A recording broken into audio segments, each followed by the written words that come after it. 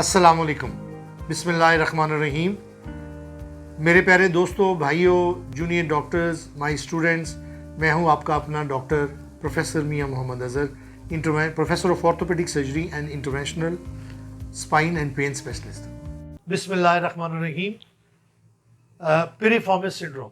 नाज़रीन, आज हम आपको एक वेरी कॉमन कंडीशन जिसको हम पिरिफॉर्मिस सिंड्रोम कहते हैं उसके मतलब आगाही देंगे। क्लिनिक पर आने वाले अक्सर मरीज इस मर्ज में मुब्तला होते हैं।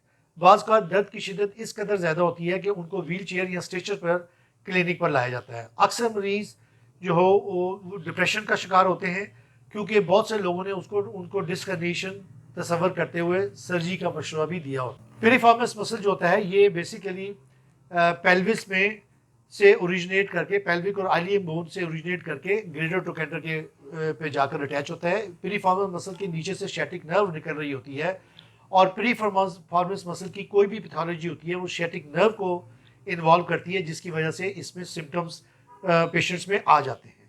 और पेशेंट में बटक में दर्द होती है, बाज़ औक़ात ये दर्द टांगों की तरफ भी जाती है और बाज़ औक़ात ये दर्द जो होती है ये पाँव तक भी चली जाती है। आमतौर पर 3 वजूहत होती हैं जो कि पिरिफॉर्मिस सिंड्रोम का बायस बनती हैं। Number 1, trauma.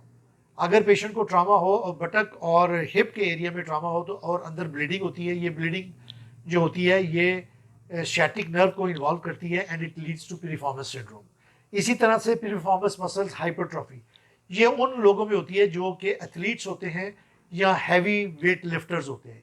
इनकी वजह से जो पिरिफॉर्मिस मसल होता है उसकी हाइपरट्रॉफी हो जाती है और वो हाइपरट्रॉफी होने की वजह से वो शैटिक नर्व को कंप्रेस करता है जो कि इस तकलीफ का बायस बनती है। और थर्ड कंडीशन उन पेशेंट्स में होती है जो कि प्रोलॉन्ग सिटिंग करते हैं, प्रोलॉन्ग ऑफिस वर्कर होते हैं या बाइसिकल राइडर्स होते हैं या गाड़ी बहुत लंबी लंबी चलाते हैं, उनमें इस तकलीफ के होने के चांसेस बहुत ज़्यादा होते हैं। अक्सर व बेशतर बहुत आलो इसकी परसेंटेज बहुत कम है। कुंजेनिटली भी पिरिफॉर्मिस मसल की खराबी भी इस तकलीफ का बायस बनती है। अगर कुंजेनिटली बाईपार्टेट पिरिफॉर्मिस मसल हो तो शैटिक नर्व की कंप्रेशन होती है जो कि इस सिंड्रोम का बायस बनती है। सो बाईपार्टेट पिरिफॉर्मिस मसल की वजह से भी शैटिक नर्व के सिम्टम्स आते हैं। इसी वजह से इसको हम सूडो शैटिका कहते हैं। इसमें भी दर्द जो होती है वो बटक से लेके नीचे लेग और पाँव तक, जैसे कि मैंने अर्ज़ किया है, वहाँ तक जाती है। लिहाजा एक क्लिनिशियन का काम होता है कि इसको डिफ्रेंशिएट करे, either it is true sciatica और it is pseudo sciatica. Piriformis muscle को इवेल्युएट करने के लिए हम थॉमस टेस्ट, फ्राइबर्ग टेस्ट या फेबर टेस्ट की मदद से इसको इवेल्युएट करते हैं। बाज़ औक़ात हमें MRI टेस्ट की भी मदद लेनी पड़ती है जिसमें कि हमें पिरिफॉर्मिस मसल की कंप्रेशन जो है वो नज़र आ जाती है। इसी तरह जो पिरिफॉर्मिस मसल की पेन होती है वो नॉन डर्माटोमल पेन होती है, वेयरएज शैटिक नर्व की पेन जो होती है वो डर्माटोमल पेन होती है। ट्रीटमेंट, पिरिफॉर्मिस मसल का ट्रीटमेंट से ज़्यादा इंपॉर्टेंट चीज़ है इसका diagnosis, because treatment is very simple. Treatment में हम उसको लाइफस्टाइल मॉडिफिकेशन, फिजियोथेरेपी या स्ट्रेचिंग एक्सरसाइजेज या non steroidal anti inflammatory drugs वगैरह देते हैं।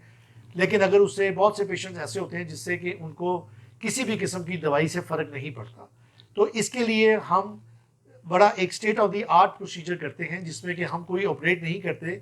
हम इमेज इंटेंसिफायर यानी कैमरे की मदद से एक बारीक सी सुई उस एरिया में कैमरे की मदद से डालते हैं जहाँ पर के शैटिक नर्व कंप्रेस हुई होती है और वहाँ पे हम एक ख़ास किस्म की अद्वियात डिलीवर करते हैं जिससे उसकी एडियंस जो होती हैं वो ब्रेक हो जाती हैं और पेशेंट इमीडिएटली पेन फ्री हो जाता है। जो मरीज़ चीखें मारकर स्ट्रेचर पे या व्हील चेयर पे आ रहा होता है वो पेशेंट हंसता खेलता 1 घंटे के बाद चल कर अपने घर वापस जाता है। आई होप कि this will be useful for you and helpful for treating your patient. Thank you very much.